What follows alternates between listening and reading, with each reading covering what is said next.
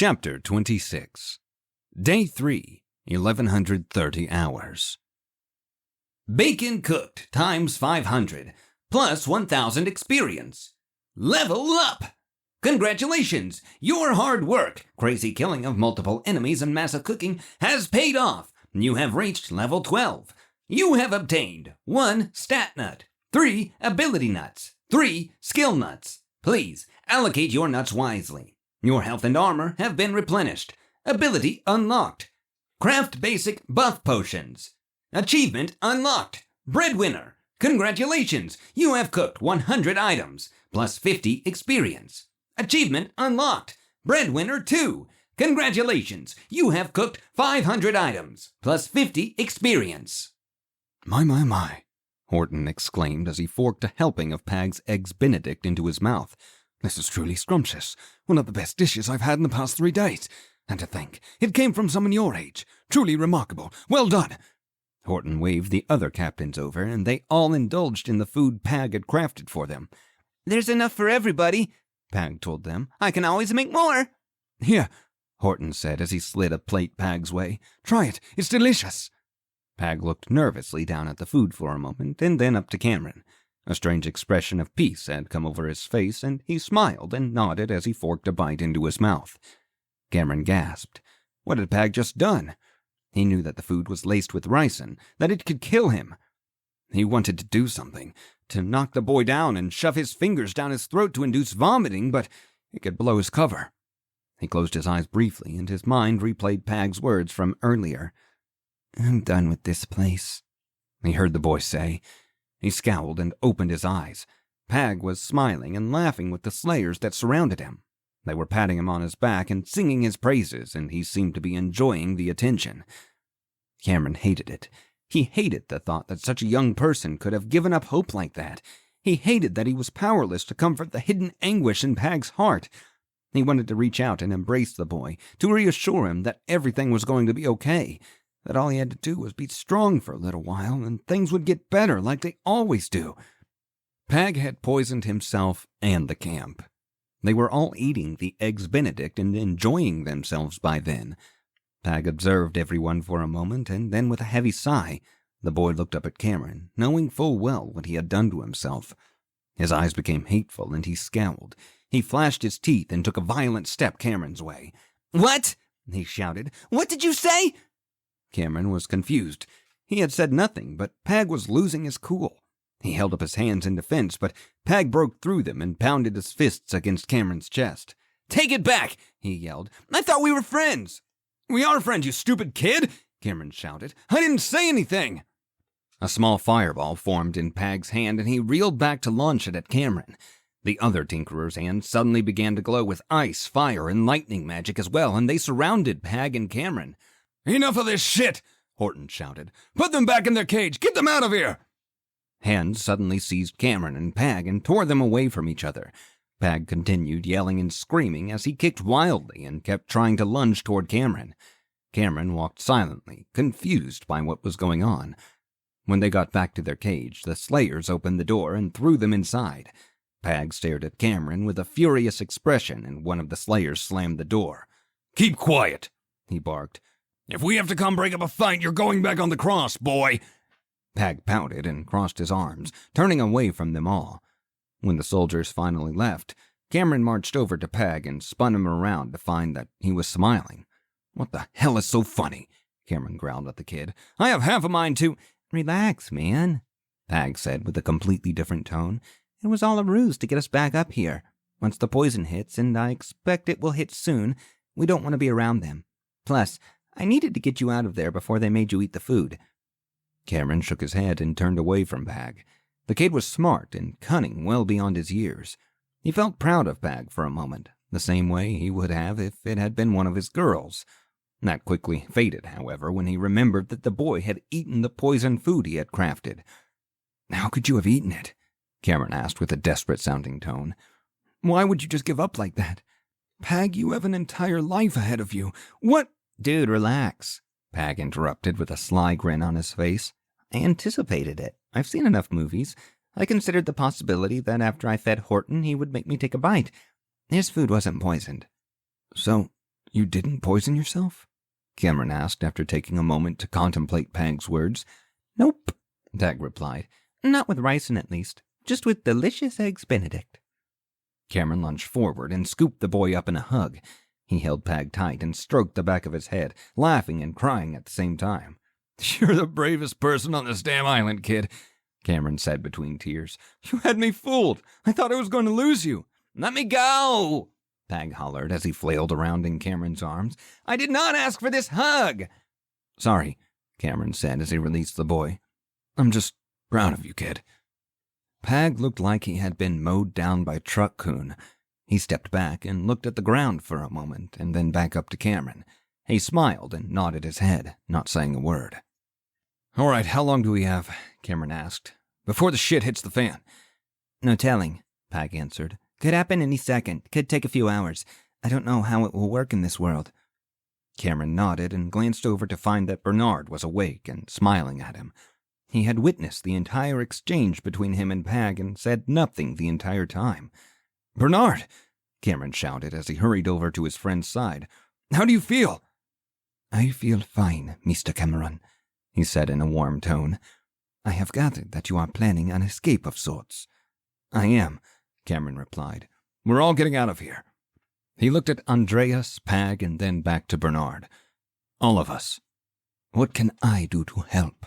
Bernard asked as he sat forward. With my leg, perhaps it is best I... Stop right there. Cameron held up a finger and shook his head. We're all getting out of here. Nobody's staying behind. I have a plan for you.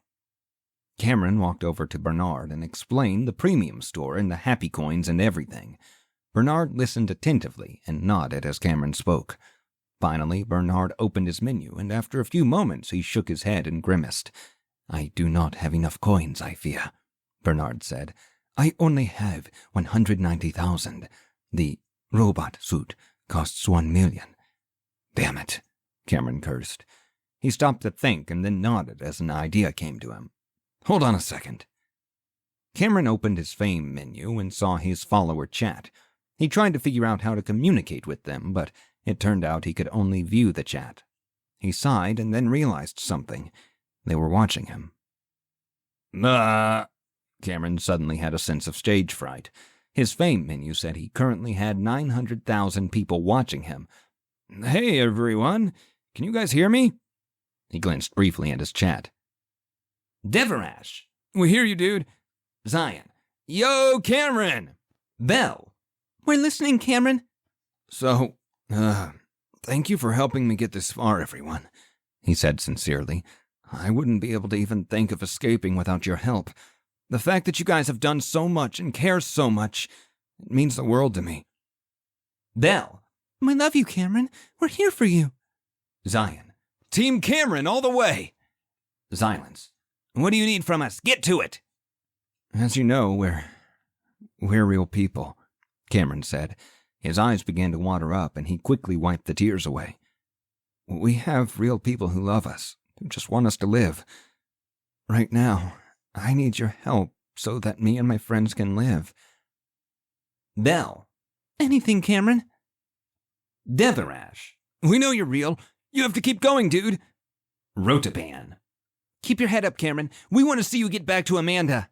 Bernard needs the combat suit so he can get out of here, Cameron continued. He only has 190,000 happy coins, and I can't leave him behind. You guys are the only ones that can help him. Please. I hate asking for help, but...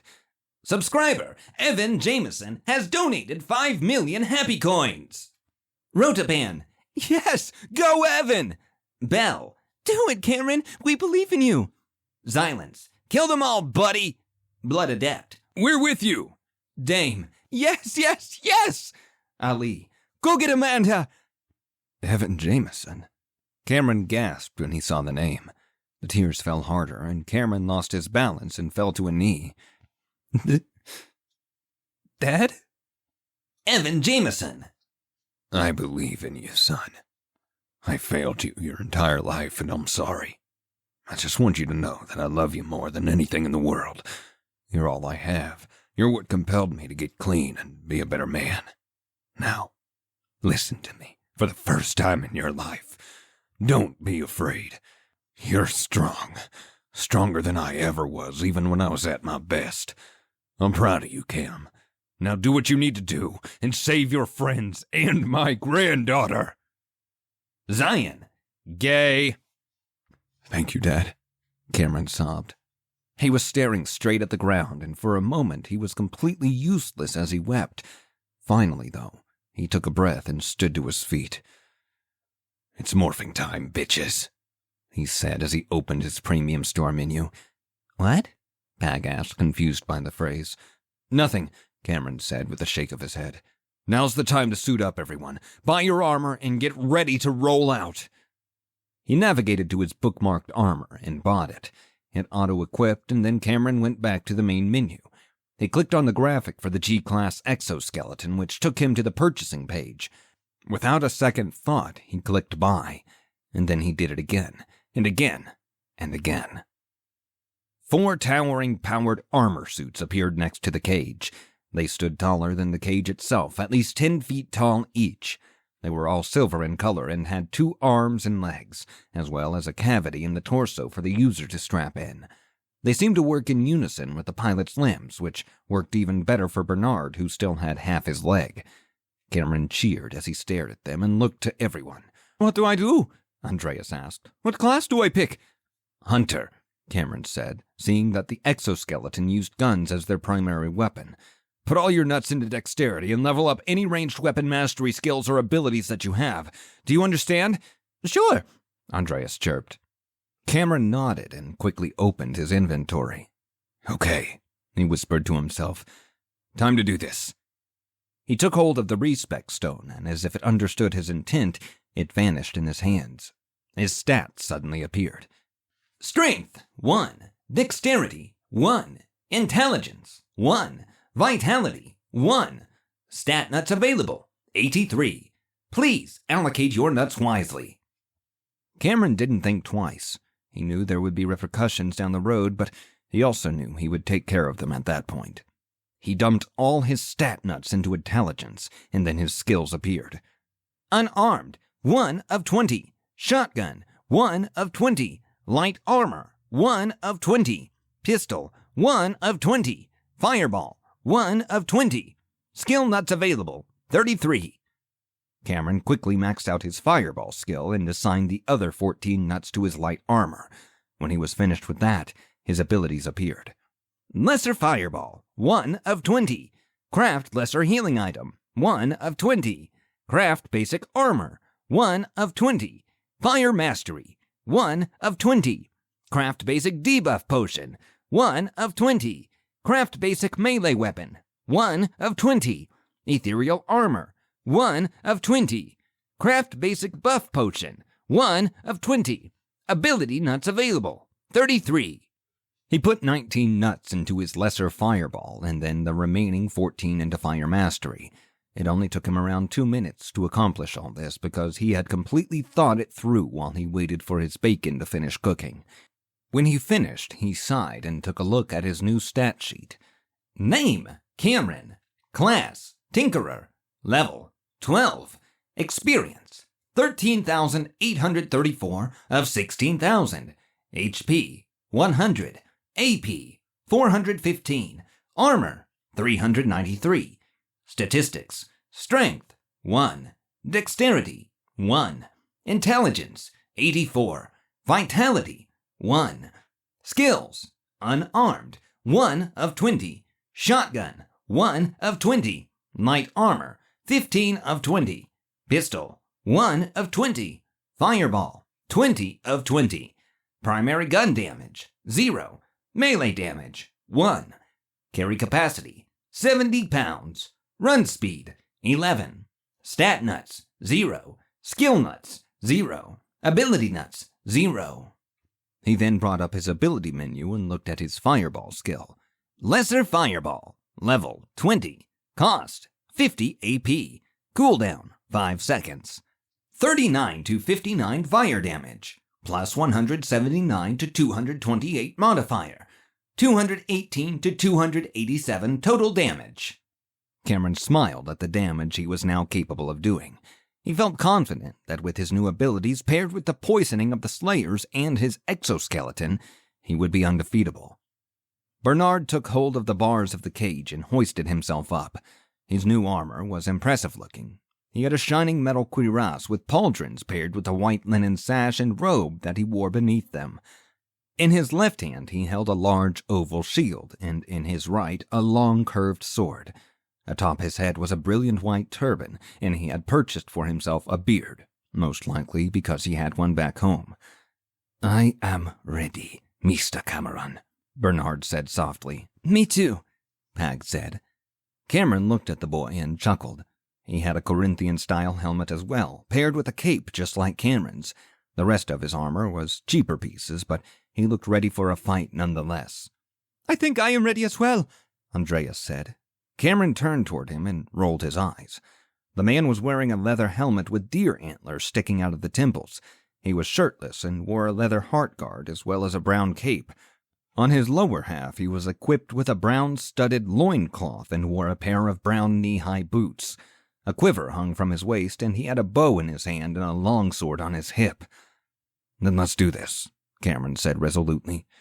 "Good luck, guys."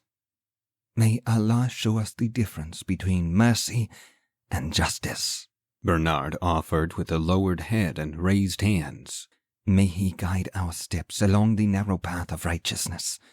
He looked up and then at the others, holding his gaze on each of their faces. "I am proud to fight alongside you, my friends. May God show us His favor today."